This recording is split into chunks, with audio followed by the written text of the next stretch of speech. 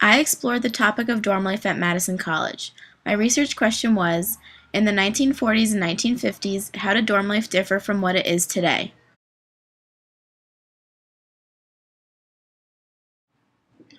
Before arriving to Madison College, girls would receive a pamphlet in the mail written by the current students telling them what to expect as a freshman.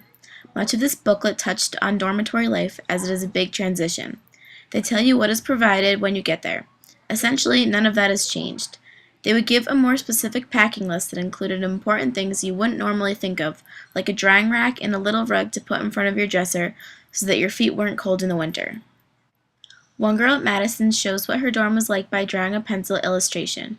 For the most part, everything seems pretty bare. The walls aren't too decorated and the bookshelf is empty. There is a very tiny sign that reads, "Positively no smoking."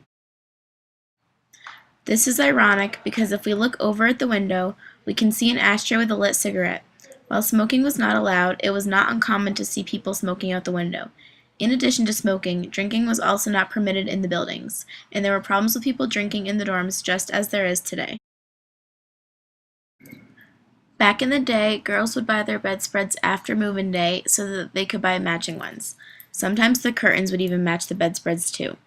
Just like today, girls brought their stuffed animals and photographs of their friends and family. It was against the rules to hang things on the walls with tape and paste, so they had to be nailed to the molding. The rooms used to all be painted different pastel colors, which you cannot see in this photo. Pennants, which are triangular flags hung on the walls, were very popular at this time.